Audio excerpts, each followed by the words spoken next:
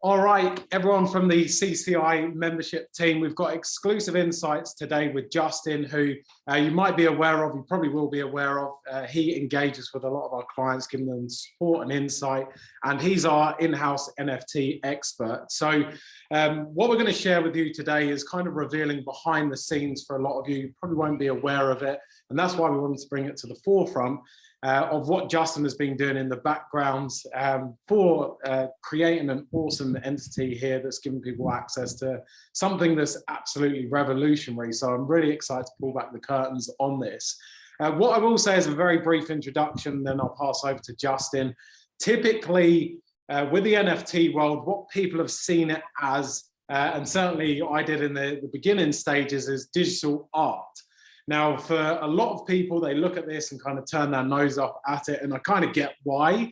There's some incredible stuff out there, but also some questionable stuff. Now, for me, where the NFT opportunity really is when we start to take real-world tangible assets and fractionalize it, so people can hold and own a token that represents a certain part of land or property or anything that has real-world tangible value as such.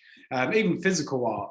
So this to me is where the huge opportunity is, because it opens up doors to capital inflow that we've never seen before. Plus a lot of people can't afford, let's say, entire property and land mass right now with the increase in prices. So Justin has created an incredible business, which is going to tie into a massive opportunity. So thanks for joining us, Justin. And yeah, thanks for sharing this insight, and thanks for being so creative and creating such an incredible company that feeds into the future. This to me is the absolute grassroots of something that's going to be a staple around the world in years to come. So super exciting for people to see, but quite a unique opportunity in itself. So I'll hand over to you now, mate. And if you want to share a brief bit of background really around the SICFund and what you've created, and high level what it is, and then we can kind of go through and I'll ask some more questions, mate.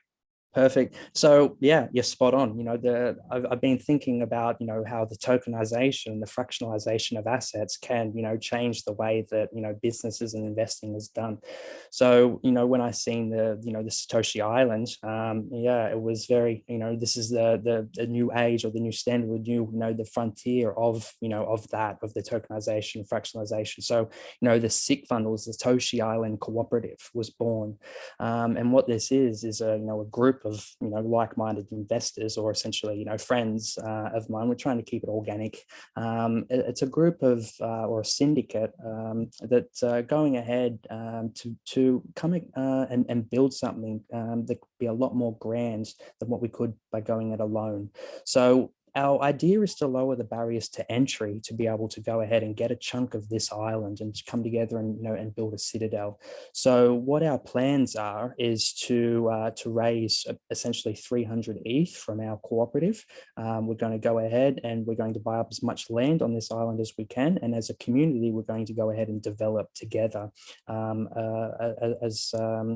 this island. So the SICFund represents a community of like-minded individuals that want to go ahead and develop island lands as quick as possible. Yeah.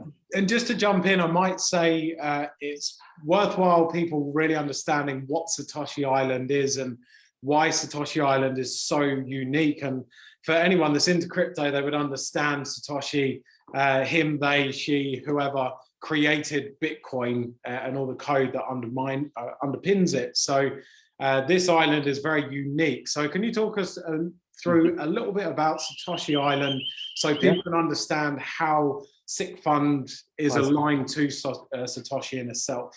Yeah, so Satoshi Island is located in Vanuatu. So in northern Vanuatu, in the area of Santo, which is Vanuatu's largest island, there's this, the whole region of Santo is a free trade zone. Now, Satoshi Island, locally known as Lataro, has been bought by a bunch of crypto investors, or a couple of guys that got rich off Bitcoin back in the early days. So they've been planning this project since 2017, so almost 5 years years now, this has been on the cards and, you know, being drawn up. So it's finally here. It's the public sale for, you know, the island land is happening at the end of this month. So our plan is to go ahead and participate in this public sale at the end of the month with the SICFund. So the reason why, you know, Satoshi Island is, you know, set to become a hub for crypto development is it's actually a tax haven. So the 0% capital gains tax, 0% income tax, you know, 0% inheritance or death tax. So for anybody that's earned a decent amount of crypto capital gains, to plan out a tax advantage strategy, it really looks as one of the jurisdictions that's the most friendly to crypto investors in the entire world, where you can actually buy citizenship to the country of Vanuatu with Bitcoin. So $120,000 in Bitcoin or $180,000 for a family, you can all get citizenship to the country. Now, depending which country you locally live in, and depending on how you earn your income and where you spend most of your time, might depend on which sort of how you work out your tax advantage strategy. But this is set to become a place for, you know, crypto investors to, you know, work out and plan their advantage strategies. In Asia, crypto tax havens are non-existent. You know, in the Caribbean, there's quite a few. There's a couple around Europe, located through, you know, the UK, some UK jurisdictions. But, you know, as part of, you know, the Australasia area, you know, we're seeing a lot of capital flight from Hong Kong. There's a lot of capital in Japan. A lot of, you know, Japanese are looking to come to Satoshi Island. A lot of capital flight from a lot of countries as land gets more expensive as well. So Satoshi Island, what's more, as being a crypto tax haven, is it's actually set to become a hub for events. So every 2 weeks, and we can, you know, if you have a look at the island plans, they're set to become a district for, you know, these big crypto events to be built on the island, stage world-class events that can rival, you know, Dubai or you know, Miami conference and things like that. So every 2 weeks, there's going to be, you know, a new event, a new conference or a gathering or a get-together for crypto people all around the world to come to the island, stay on the island. There'll be a lot of novelty crypto, you know, projects on the island to visit, and, you know, essentially, you know, network on the island or come together and build. So it's going to be a place where builders can, you know, congregate, work up ideas, and, you know, network with some of the best. So what better place than a crypto native island to do so? Yeah, and as I understand, there's 21,000 blocks. Is that correct in terms of blocks? 2,100 blocks. Those 2,100 island blocks are made up of 10 NFTs each. So 21,000 total NFTs make up this whole island. So the island is being tokenized. The modules that you will build with on the island will be tokenized, and the citizenships to the island will be tokenized. Now, citizenship will allow you to get allow you to develop on the island with your modules, but yeah, we can go into that a bit later. It's not really necessary for people can investors in our fund can leverage off our citizenships to be able to develop.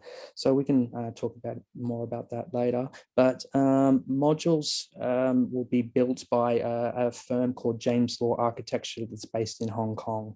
So James Law has been experimenting and using his developments in these module creations to do sustainable development projects throughout the world, in Hong Kong and a bunch of different other areas, to showcase, you know, how these modules can speed up the time in development, and essentially you can customize them to do in all sorts of different arrangements, as you can see. Now, modules will start at $60,000 for the base model, and they can be upgraded and customized and furnished. And as this whole island will be scanned out into a metaverse, you can essentially investors don't even have to go to the island to be able to, you know, explore the island. You can explore it like for like in a digital world. You can place, you can buy land, you can place buildings and construct and customize. You can sell, you can lease, you can trade and swap properties, all through the in-app marketplace and the in-app tools to be able to build on your land.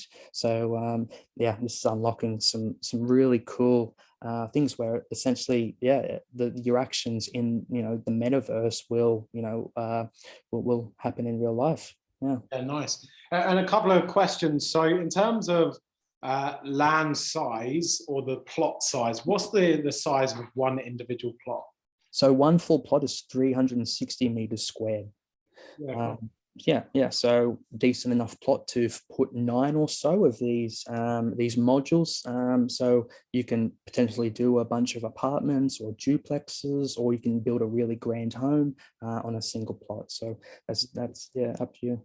Yeah, it'd be interesting if they are running so many events and there's only 2,100 land plots. If you did purchase one, you could always set up multiple modules on one area and have that as accommodation for people traveling there. Because I assume there's going to be quite a premium to stay on the island for these events. And obviously, crypto people have got a lot of money. Yeah, if there's a lot of other islands around too. So I mean, once we fill this island out, you know, we can go buy another island and get that one sorted. Yeah, nice, awesome. And I just want to clarify around citizenship, because you've brought this up and you mentioned about the structuring of Vanuatu and having to pay for the citizenship there. Just to clarify for everyone watching, so you have to become a citizen of Vanuatu to get the tax privileges, is that correct? You can't just have a citizenship for Satoshi Island? Yeah, so the citizenship of Satoshi Island is different to the citizenship of the country and the nation of Vanuatu itself.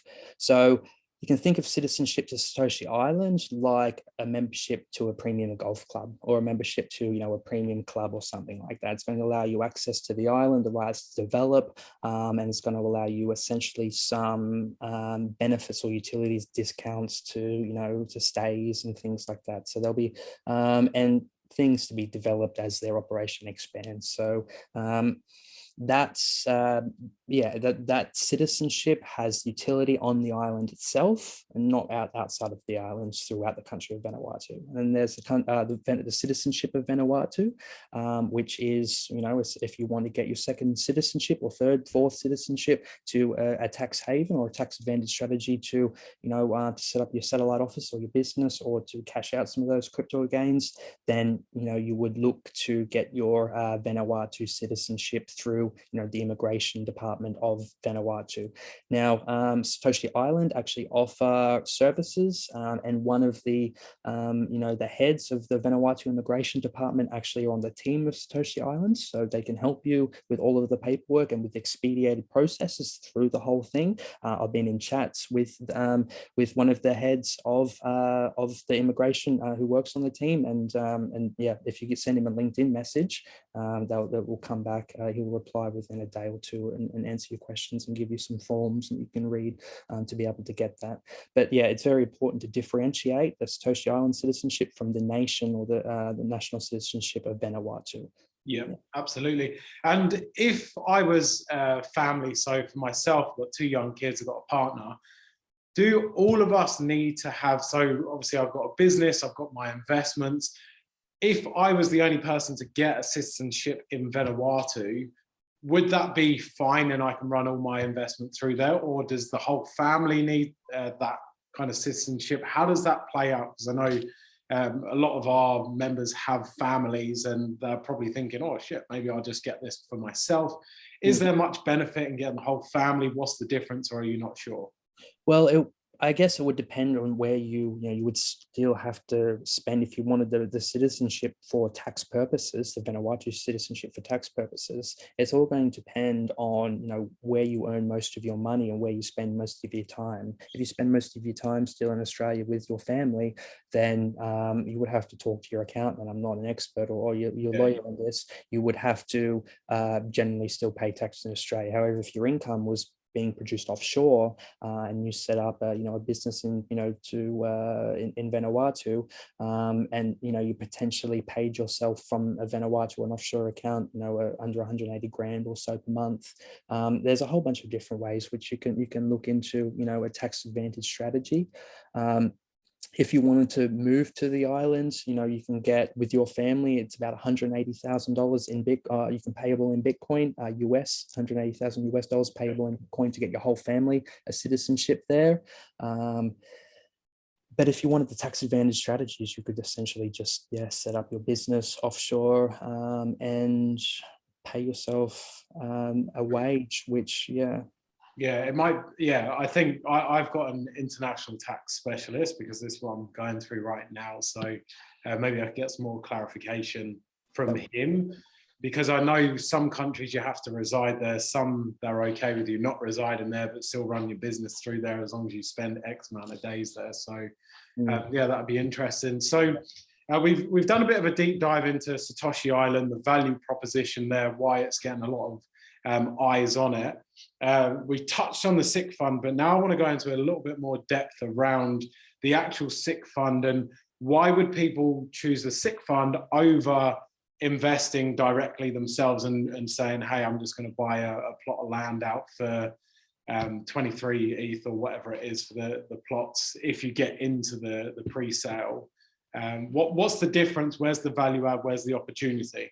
So the power of syndication is what it's called. Essentially, is where we can, pool everyone's capital and go out and buy it in bulk. And essentially, the core, it can increase the RNG or the profits of everybody. As the lands will be distributed randomly, there's going to be some lands that are more desirable than others. So if you were just to buy one land, the chances are you'll probably get an average, bummy land, probably that's not, the highest of tiers or the highest rarity, so to speak. So we've done a few syndicates and a bunch of different, NFT deals on ground floor before, and they've turned out really well where, we can increase the RNG and the profit from all investors by buying in bulk and sharing in a pool of assets instead of just buying one and sharing in that one asset. So shares, so shares. I was just going to say, because if you're, I know with NFTs, sometimes you're distributed on a random, and it's very similar to Satoshi Island. They are distributed on a random rather than saying, okay, you can have this plot of land, but it's going to be more, which I guess is a fair sale, but there's a lot greater risk if you're buying an individual plot, then where you're pooling everything together, which is, you might get some incredible plots, you might get some average ones, but that's going to raise the general and minimize the risk and exposure of it as well. Yeah, and it's a grand planning, there's essentially the Satoshi Island, the central planners are going to be in charge of some of the core infrastructure. And, with the world how it is now, we could look into supply chain slowdowns. We could, there could be errors from the team. This is a big grand development. It's an ambitious idea. So, by going it alone is almost, not suicidal, but it's a little bit crazy to go it alone, I think, in such a risky, ambitious plan where, we can diversify everybody's risk. We can create a cooperative or a syndicate. We can lower risk exposure in a bunch of different ways, and we can essentially, fractionalize down further and lower the barriers to entry for everybody to do a syndicate. So, it decreases risk, increases profits, increases the ability to be able to, get exposure to this tokenized, to a tokenized pool of assets. So it potentially can bring on bring in a whole bunch of new capital flow into development of the island itself by lowering the barriers to entry. It should be everybody that wants to develop on this island should look to get their own property, their own full plot. And I mean, not everybody can afford the 23 to 30 ETH for the full plot on the sale day. So by fractionalizing this down further, we can, and by aligning a group of investors who want to develop ASAP, and we can come together. As if you only buy one or two NFTs in a plot and you own 20% of the plot, some investors might not want to develop what you want to develop, and they might not want to fund or share in the costs of developing, or they just want to sit on the land. So it can make governance or development a bit tricky. So what we decided to do is, let's go in. We want to get as many full plots as we can. And then from there, it's going to make it easy for us to go in and, develop ready to lease properties ready to go. So it's no buying land to sit on it. So stage one, you're using the 285 ETH, I think you said, to purchase property. So 10, 12 sites, whatever it is. Yep. Then how are you going to raise capital for stage two? Or is that a secondary thing that you're then going to issue from there? So first stage, so we're raising 300 ETH in the initial sale. Now, 285 ETH of that in the initial sale will be used straight on land, all on as much land as we can. That 15 ETH that's left over, we'll see the treasury. Now that treasury is going to go in and to be used to, furnish to the little things to ensure we can get fully developed properties. Just a kitty there to be able to pay for development. Now that 285 ETH is going to get as many land plots as we can. It's expected we're able to get 12.9, 13 land plots, 12 to 13 for that 22 to 23 ETH per full plot in the private sale, which we have access to. So from there, we'll have 12 or 13 properties. So we'll have some that are better than others. We can look to, when we figure out proposals will be created once we have land secure. Stage 1, secure land. Second stage, what do we build? Proposals will be created, we'll vote and come together as a community. We decide what to build on where, on which plots. And then we decide, a budget. How are we going to pay for this? So we've got 13 lands. We can sell the worst 6, 7 or so to pay for development of the best 5 or 6, or depending on what the community want to do, and we'll discuss, and this will be created in some in our proposals, and we can decide as a community, do we just keep the 13 lands and develop the lot and do a second round capital raise to develop, or do we do a bit of both? Do we sell some of the crappy lands? Do we do a capital raise? The idea is to get developed property. So idea, get as much land as we can. Second stage, what do we build? How much is it going to cost? How do we pay for it? Yeah, awesome. So that's the first step is land. Second step is making a decision as to what's the best path. And then the third one is, do we re-raise? Have we got money from a sale? So the big question that everyone would want to know is really the value as an investor.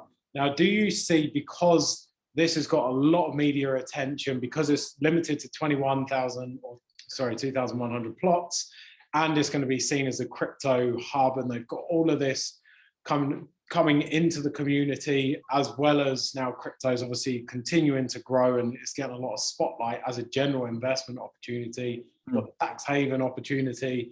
There's a number of things. Do you think, based on that, this will increase the value not only of the land, but obviously if you're developing, and then if you're leasing, renting, you'll get the residual income from that as a token holder through the SICFund?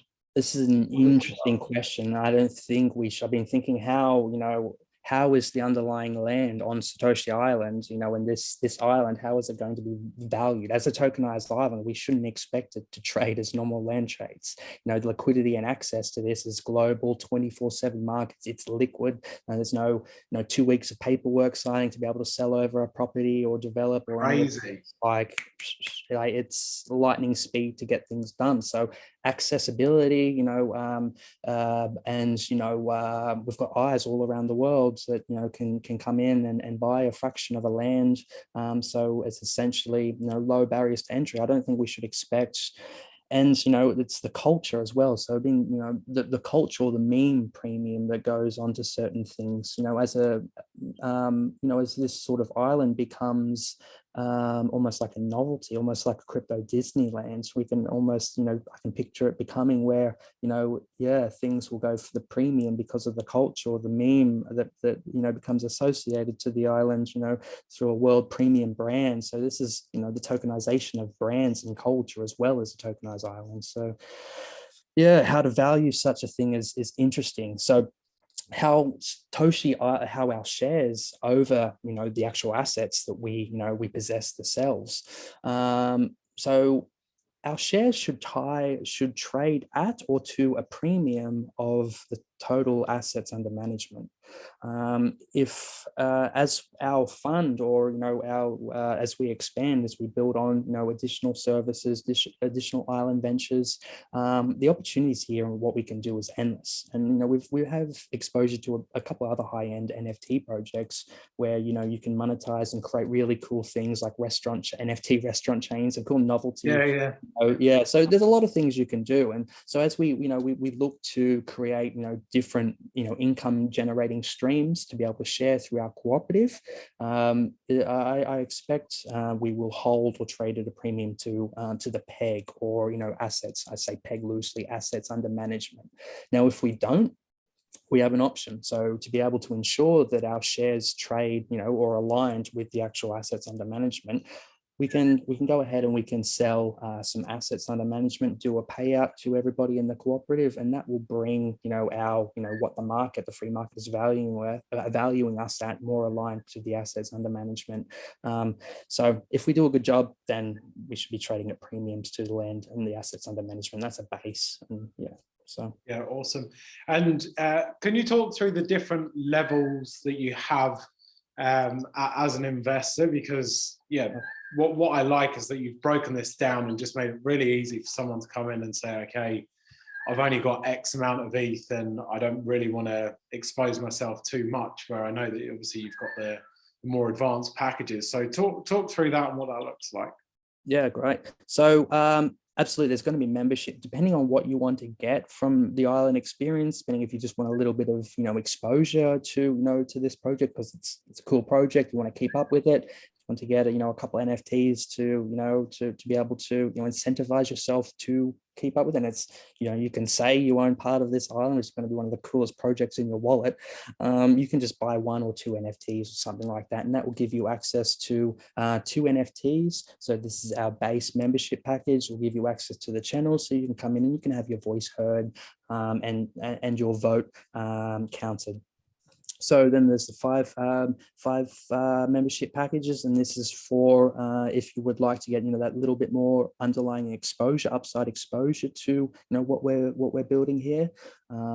So that's for that. Then for someone a bit more serious, you can get the 2.25 ETH package or 15 NFTs. So by holding 15 or more NFTs, you will get discounts on short stays. If you were to come over, you'll have 6 times voting power, as we can see in when it comes to voting time in governance proposals.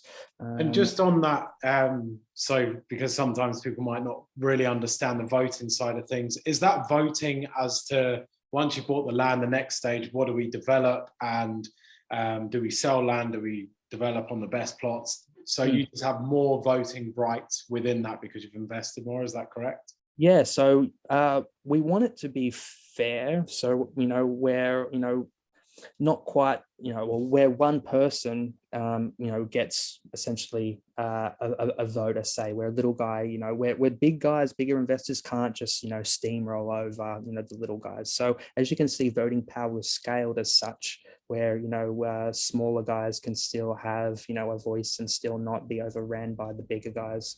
So voting power and 6 times voting power or 10 times voting power, that will be your weight when it comes time to any big decisions or any consensus decisions that need to be made by the community will come together and will vote as such, and depending on your exposure to the fund will depend on your weight of voting power. Some projects will have like 1 token equal 1 vote. And, for a democratic, sort of model, I don't think 1 token, 1 vote, I think that's a little more elitist. So I think where, in a normal society where 1 person, depending on, how rich you can have $1 billion, but still 1 person is 1 vote, unless you go to the sneaky back end of that, but let's not go there. But so, voting power is scaled as such to be, to where the people most aligned have a bit more of a voice, but not an outside voice. Yeah, that's awesome, mate. And talk through the 30 NFTs. So this is for someone who is interested in the island. They're interested in moving to the island if they want to. They're interested in developing. And so this is 30 shares or above, so which is a cost of 4.5 ETH. Now, the main benefits of why you might want to get the premium package is you can actually have the rights to buy out any assets on any liquidation events that the fund has.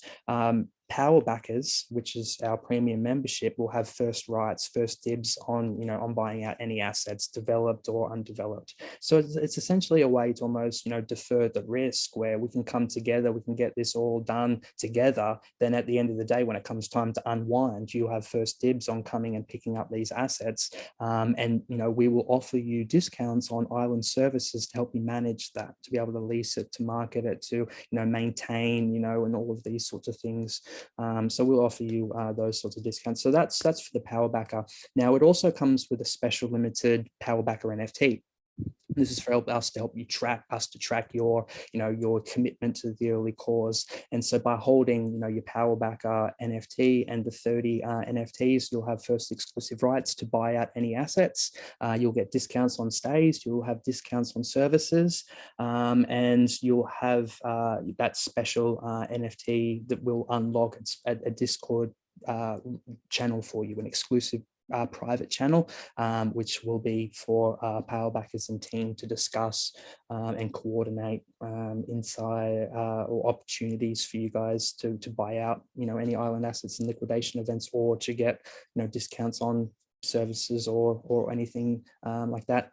And that's just as we expand our operation more, we will look to different ways to add value to power backers first and foremost, as they are, you know, the backers of power that helped us get off the ground. So they will be taken care of, and, you know, we will see how we can create different utility, as long as it doesn't come to the cost of everybody else. There's a whole bunch of different ways we can do to, you know, different you know, parties, or, you know, exclusive rights to access to different things, or there's a whole bunch we can do. So power backers, that's 4.5 ETH, and the main thing is for people that might want to go a little bit harder on the island, potentially move there, and want to buy out assets from the co-op. So assets that are sold to power backers on the liquidation events, this will be done in a peer-to-peer. So this is why I have the private group set up for power backers, where, you know, we can coordinate, and we will sell, the fund will sell you the assets directly,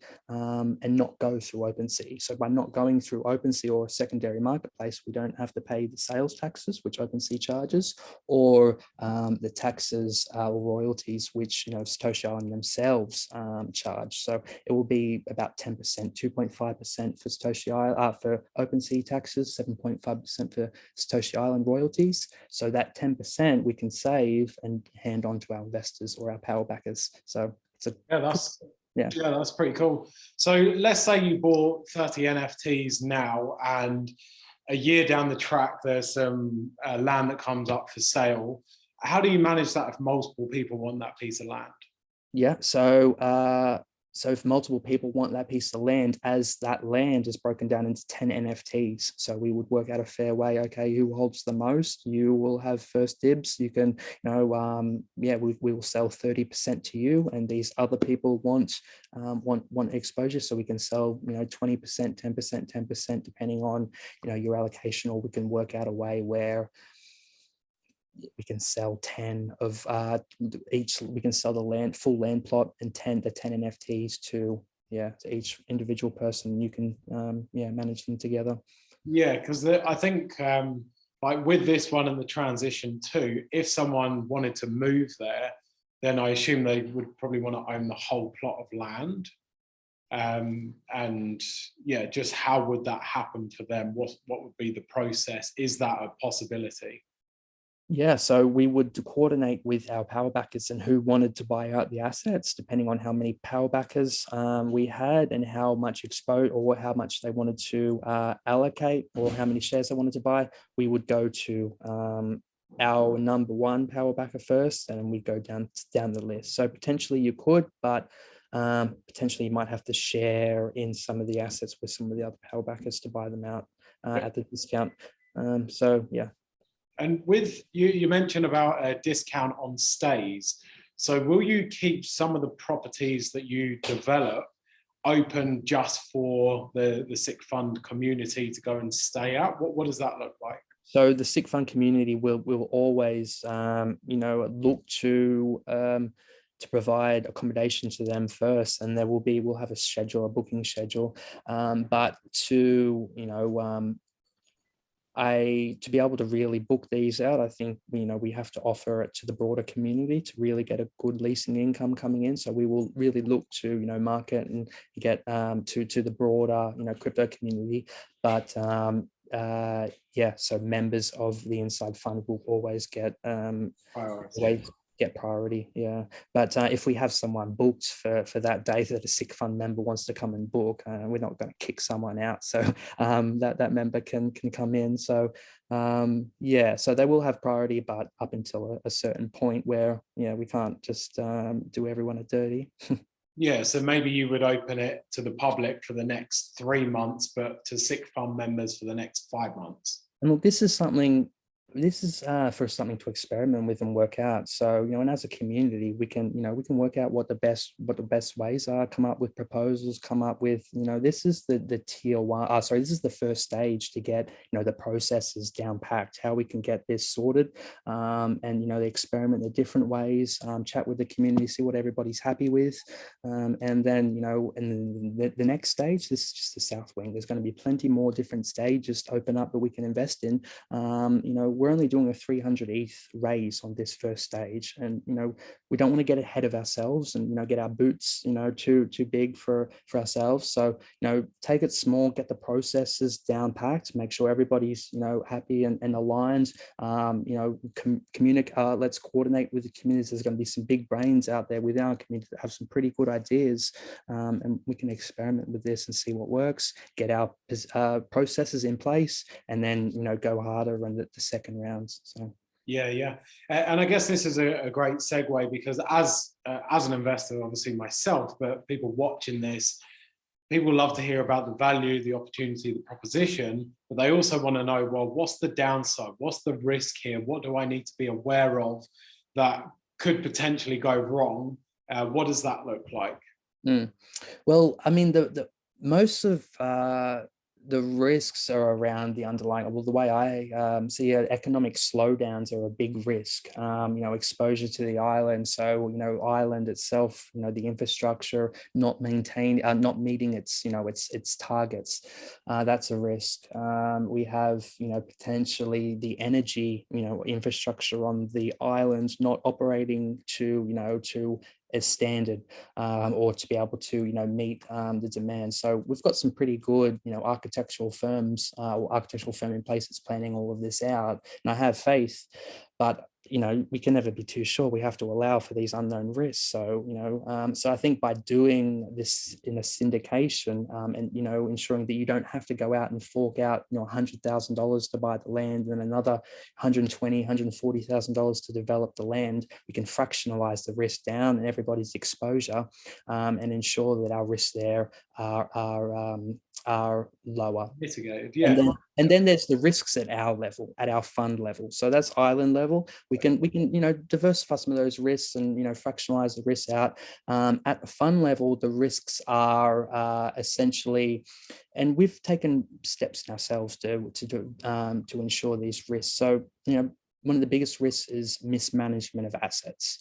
To be able to go ahead and tackle that, we've set up a Genesis multi-sig safe. So it's the industry standard and for any crypto business to secure assets. So this is the assets will be managed by the SIC Foundation, the Satoshi Island Cooperative Foundation, and this is made up of 3 co-signers who manage the fund, and that's Tristan, myself, and Jono. So we are the 3 co-signers which make up the foundation of co-signers, and this just ensures that there's no one single point of failure. So some of the other cooperatives I started, once the assets start getting assets under management start getting a bit higher, you don't want to ever that one single point of failure. So by doing a multi-sig and ensuring, for anybody to get access to these assets, you're going to need 2 or 3 signers. That diversifies the risks a lot. So if I was to die, my 2 co-signers can still get access to everybody's assets. So that's one of the risks there. We've taken steps to mitigate that risk through multi-sig. So the other risk is that our shares lose peg to the assets under management price, and that would happen if the community lost faith in the foundation's ability to govern the assets.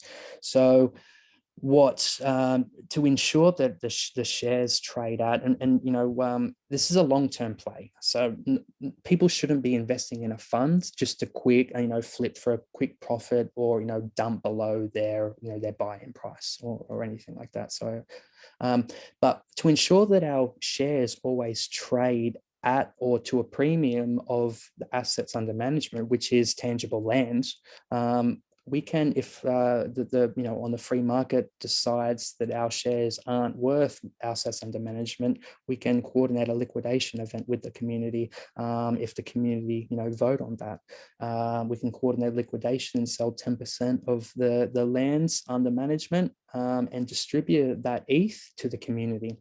Now, this has the effects of tying the underlying assets to the core share price. We can dip into that to bring our to pay out investors, and essentially creates that alignment between assets under management and share price. So we can dip in, we can pay out investors, and that aligns the pool of shares back to the asset price, and from there, so that's an emergency use case. That's an emergency worst case. I expect for us to do a good job, and I expect for us to, with everything additional on top of any assets under management, which should be a base ground floor for share price, we should trade to a premium. Our shares, our pool of land, so to speak, should trade at a premium to Satoshi Island land. That's what I hope. That's what we'll see. It's all up to the free market. So yeah. Absolutely. And if I wanted to trade my SICK shares, your NFTs, or I guess that's what it would be, would it? If I wanted to offload my NFTs as a sale, how do I go around doing that? Where's the market? Where's the buyers? What do you create? As an NFT, you can trade it on OpenSea. So as soon as it's distributed to you, there will be the marketplace OpenSea, which you can go and trade it on to another buyer, and you can see the whole. The brilliance of OpenSea is you can see the price history from day dot, from instant, all throughout all of its history, and you can see who owns what. You can see every trade throughout its history. So OpenSea is a great exchange to be able to monitor how the fund trades, and who owns what, and to be able to buy and sell. So you can go and see the latest buy offer or the top buy offer, or you can go and place a sell offer, and OpenSea make that all available. So we've got a couple of other cooperatives too, which have blue chip NFT assets, and we've fractionalized them, and done similar to this, stuck them in a pool and issued shares against them. So the big plan is here. This is just one. This is one fund of many funds, many fractionalized funds. One fractionalized blue chip fund is good, but 10 fractionalized blue chip funds are better. So over the next years, and you can't rush finding blue chips, over the last 8 months, I've found 3 or so I've wanted to invest in. So, they don't come along every month or every couple of months. So, patience is the key. So over the next couple of years, we have 3, the CloneX, Bored Ape Yacht Club Lands, Satoshi Island Cooperative. The idea is build a hub, a fractional hub, where we have a hub and we have spokes out to a whole bunch of different fractionalized blue chip NFTs, where we can offer exposure to investors, who might want to buy 10% or 5% of a Bored Ape instead of, the whole, 100 ETH to get a full Bored Ape, or, exposure to blue fraction, to pools of fractionals, even better than buying a portion of one ape. You're buying a portion of a pool of these assets, and that diversifies the risk some as well. So I was going to say, it's really relying then that on OpenSeas, people are willing to trade the SICFund share in this case. So how do you guarantee buyers for that? Is there marketing that you are doing around the SICFund to make it a desirable asset? Because that's really why some of the other NFT projects have taken off, because they're seen as desirable and people want them. So how are you ensuring that? Or is there just a kind of a strict, okay, I can see that this is what a share is trading at, so I'm just going to buy directly at that price? Yeah, so you can work out with the pool of assets that's under management, and you can see what Ultra shares are trading at, and there's going to be an arbitrage for all investors. So for long-term investors, there's going to be an arbitrage that believe in the opportunity. If someone's selling for below what the assets are worth, swoop in, pick that up, and yeah, essentially cash it out later when you want to buy out the underlying assets. So yeah, there's a premium there. Yes. Arbitrage there. Yeah, you would choose your sale price, I assume, on the OpenSea's platform to then offload the asset. So how would you determine what the value of the share is worth then? So you would determine what the share is worth by looking at the total amount of shares, which are 2,100 shares in the fund, looking at the assets under management, and then doing the calculation. So Who would value that? So our shares will be at 0.15 ETH to start, and then and that money will go into buying land. So our land pool will start at essentially 285 ETH worth of land. From there, it's going to go on sale to the public, and that will go for a 21% premium. So it puts our land up on a value of over 300 ETH after the public sale, and then it goes to OpenSea sale. So what our land will trade at is depending on the free market or the free market value. Our shares at a premium to the land under management for the additional service that we offer, and we want to grow organic. So I'm not going to spend $100,000 or $1 million on marketing. So we're growing organic between friends, between people that want exposure. So through other cooperatives I've created, if you want to sell out, there's quite often a time other people within the cooperative that are happy to buy out your shares, or there's other people from outside the cooperative that want exposure to a pool of fractionalized blue chip NFT funds. So there's through the the network of word of mouth, you do a good job, you slowly bring in more people. It's funny how these things will blow up over time, but I wouldn't recommend getting in this for a quick profit. Just to liquidity is going to be quite low until we it's going to you might have to put on a sale, and it might not sell for a couple of days. This is what NFTs are. They're not the most liquid things in the world. So we will endeavor to build a fractional hub and bring as many eyes as we can into the funds, and create an offering where where you can get exposure to not only Satoshi Island, our Satoshi Island cooperative, but other cooperatives like the Clonex, Bored Ape Yacht, and a bunch of other things. But that's down the line. That's how we can bring more eyes onto Satoshi Island cooperative and increase liquidity for early buyers to be able to sell out. Like any investor into a startup, you don't invest in a startup to sell out your shares in the first 6 months or whatnot. You invest for the longer term. As we build out this infrastructure and build out essentially potentially our own exchange, so you can sell on OpenSea, but we'll also have our own hub and our own exchange where you can sell and to the community directly. So there's a whole bunch of things we're working to build out. But OpenSea they'll be tradable from day dot. You can see how everything trades. You can put a bid on any on the assets, or you can place a sell order, and anybody from the community can go and sweep it up. Yeah, cool. And I assume you probably have an internal chat where someone says, "Hey, I'm looking to offload X, Y, and Z." Yeah, exactly. So we will look to the community. The community should be the first place to look for you to sell out any shares. So the community, they're involved, and generally someone might want a little bit more exposure to these fractionalized blue chip funds. So as more shares unlock and become available to purchase, there's a lot of eyeballs around that are looking to snap those up. Until a point where we can increase and it's a lot of these shares aren't going to be available. A lot of people are going to be holding them. So so that's going to create so they're going to be quite a liquid to buy, which could also, who knows how that's going to affect prices. Up to the free market. Yeah, absolutely.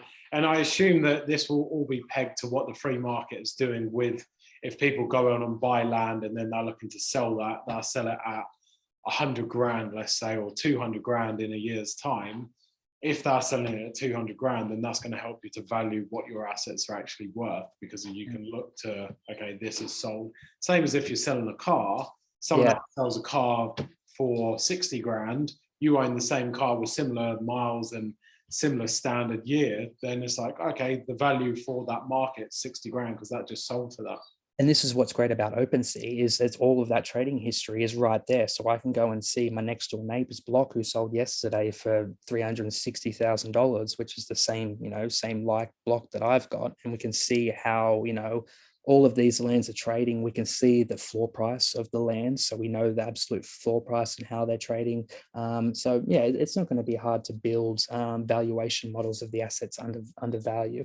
Most of these lands are going to be, apart from maybe a couple that might have a view, or it might be right on the water's edge, they're all going to be the same size, unless it's got some sort of magnificent tree on it or something. It might add a little extra value, but essentially I predict they're all going to be roughly, apart from, they're all probably going to be pretty much the same, unless you've got one that's really close. Well, it probably gets more expensive as you get closer to the water and the beach, but the free market, we'll see how the valuation models are going.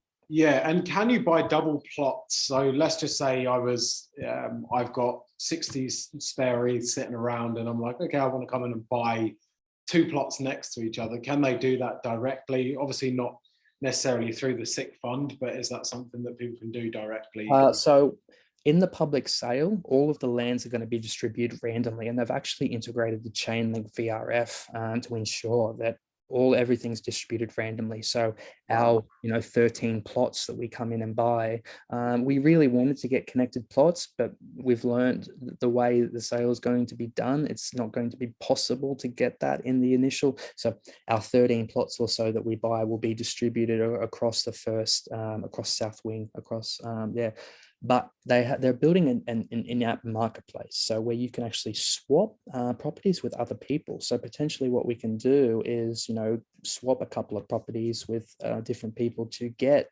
aligning plots of 2 or 3 plots together. But to be able to get connected plots, you're going to have to pay a premium for it. You won't be able to get it in the, the private or public sale. You'll have to buy them from someone for that premium on secondary markets. So this just creates that whole extra, people on secondary markets. Some people will go berserk because they want 10 connected properties, and they'll just pay and buy them straight up. So there's Which I'm sure there's a lot of billionaires looking at the island right now thinking, I'll pay whatever so I can build this mega structure and a hotel. So we can trade, or essentially we can look to snap up deals and amalgamate new properties into the fund potentially. I don't really want to sell properties and trade to buy other properties. And then to do that, we'd need the consensus of the community, and to be able to get consensus across everybody. Like, hey, do we sell this property to cash into this much, to trade much to that much, and then you get consensus on it, and then the sale's already gone, you can't buy it. So let's say one of the CCI clients or whoever's looking at this right now, can you very quickly and simply roll through step 1, step 2, step 3? When does it get launched? What's going to happen from there? So Saturday 23rd, coming up next week. So 23rd at 10 a.m. Eastern Standard Time, based Sydney time. So you'll come to this website, SICFund.io. So this is Satoshi Island Cooperative Funds, and this is our website. And we've integrated Web3 connectivity and capability through here. So these are the types of NFT or public sales that I enjoy. Communities that raise directly from, or projects that raise directly from their community, not off a launch pad or another exchange or something. They do the launch or the sale from their website, and they raise from their community, in an organic manner. So that's that's what I like. Also with fair tokenomics. So the way that our tokenomics are set up is is a fair launch to ensure that it's for the cooperative, for the community most of all. So You can go through and have a look at our tokenomics in the light paper. I've also, you can check it out Medium posts as well. So the first stage, Saturday, 23rd, 10 a.m, come to the website. You'll want to have ETH loaded up in your MetaMask wallet. Without any ETH in your MetaMask wallet, you won't be able to interact with any smart contracts. So this is all done via smart contracts. You would simply connect your wallet. There'll be a wallet connect function. Click your wallet and then click buy. It will take you through to MetaMask, and then you go ahead and then you pay the fee and you buy the necessary amount. So, and that won't be available until the launch on the 23rd. Is that correct? That's right. So you can click it all you want now, but it's not going to mint anything. The back end is not plugged in. I haven't turned on the contract. So I'll turn on the contract at 10 a.m. sharp, Saturday 23rd, and it'll be a first come, first serve. So we're raising 300 ETH. Essentially it will sell. Once it sells out, it's out. And then the next time we'll do a raise will be when we look to develop. Potentially, we might not do another raise until the second round of community development, island development. But yeah, so this is the first round, and then you will come here on Saturday and connect and go. And when's the private sale for the actual island blocks from Satoshi themselves? Yep. So they have just put out a post there last night saying that Citizenship release and the private sale will be done on the same day, and they want it to be done before the end of April, so it's coming up. So yeah, that's why we are launching by Saturday, to give us that time and get everything ready to go straight into Satoshi Island sale by the end of the month. So yeah, they're hoping, well, loosely they think they can fill all of their allocation by the end of the month, so it'll be done by the end of April. Yeah, fantastic. Not the start of next month. Yeah. And just for anyone that's maybe a little bit newer in terms of the transaction, please make sure that you got enough to pay the gas fee to push the transaction through. Otherwise, you'll be sitting there scratching your head wondering why the payment hasn't gone through. Which everyone's been there once in their life. Yeah, gas fees are actually quite cheap at the moment. What do we got? 17 Gwei. Wow. Oh, I'll update that. 19 Gwei. So, and these are ERC1155 tokens as well. So they're actually really efficient. So mint or send should probably only cost you $5 in gas fees. We're not going to have a gas war. We're not going to have crazy gas fees. You can mint 30 tokens for probably about $5 or $6. So yeah, it's going to be fine. It'll be cheap. Just make sure you've got extra ETH there to be able to pay the gas fees. And you've also got you can buy any amount, so you can buy a custom. So if you want to get 17 or 117, you can get 117 if you want. But if you wanted 17, you can just get 17. And there's a little counter here. We can count up and see, as that wallet on the back end fills up to 300 ETH, we can count it and watch and cheer it on. Yeah, fantastic. And is there anything that someone else considering investing in this needs to know, or anything that you want to share that maybe we haven't already discussed? I suppose the biggest things to be aware of are, to differentiate. A lot of people don't differentiate our fund from the actual island itself. So we are completely a third-party project, not to be mistaken for the core Satoshi Island, where a fund bringing capital to the island, building out our own slice and our own community. So that's an important thing to remember. Also, what have I got? It's a good way to expedite the learning curve. So this is, what I've, after doing a couple of cooperatives with, and getting some normie friends who are, into NFTs and into these things. It's a really good way to be able to, toe in without going so hard on a cool blue chip, because some of these blue chip projects, which, are going to offer generally, which we think will offer returns, can be quite a bit of a, pricey buy-in. So by doing a syndication, lowering the barrier to entry and, lowering your allocation and your exposure risk, but also going this as a a cooperative and, you know, a aligned group who all want the same thing and all moving in a direction of the same thing, and all contributing to, you know, the same goal, can really, you know, help, you know, increase your, you know, your knowledge and your experiences. And yeah, I've found a lot of, you know, some of my normally friends over the last few months are, you know, compared to trying to go it alone, and are learning a lot from, you know, from the group chats and from the things that come from there. So I would say, you know, if you are new and you want a way to, you know, to educate yourself, you know, you need to learn by doing, and what a better way to do than, you know, by going it with a cooperative that are aligned on, you know, the same mission. Yeah, and the big thing that screams out to me is just, if you're newish or newer, or even up to intermediate with this kind of stuff, there's still a lot of mistakes that can be made, where at least aligning to professionals, but also diversifying your risks, that it's up to 4.5 ETH. So it's not really a significant amount of money, where if you're going full bore and you're like, I'm just going to chuck in and buy a plot of land for myself and I'm going to develop, there's a number of risks and mistakes that can go, and it's a fairly significant investment if you start talking in the hundreds of thousands. So Yeah, yeah, it gives people that in. So awesome. absolutely. Yeah, so that's about all I have for my notes. Have you any more questions from me? I think that was great. No, I think just to round back, so SICFund.io, the 23rd, 10 a.m. Eastern time. So that's obviously, just to confirm, that's East Coast of Australia time, with everyone, so New South Wales. So obviously if you're in a different state, then that's going to be a different time or a different part of the world. So the whole team is New South Wales based, so yeah. yeah, so please tune into that, and don't miss the sale and then kick yourself for that. But yeah, thanks mate, it's been really informative. If people do have other questions or they want to learn more, where's the best way for them to get directed to understand that?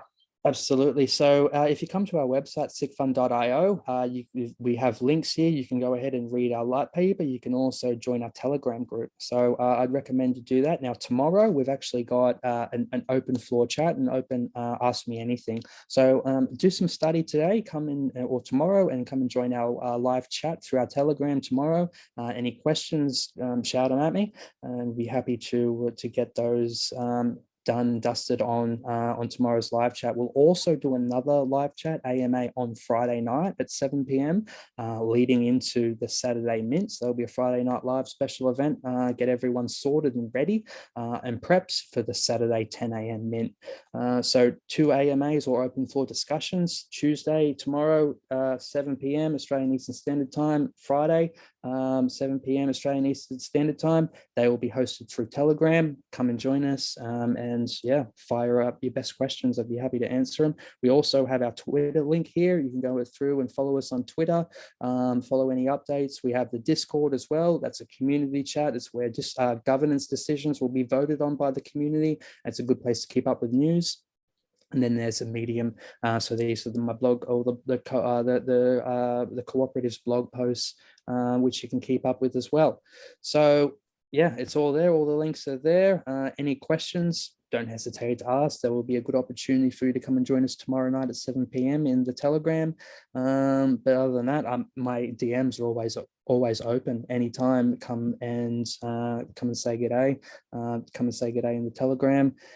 Be happy to chat. And here's the rest of the team. So yeah, we can see Big Trissy is here. We've got Jono.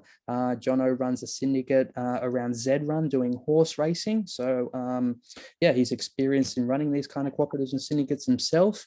So we've got a great team here that all understand the power of fractionalization and tokenization. They're all crypto natives. They all work in the crypto space, and we're all here in New South Wales in the same time zone, going hard.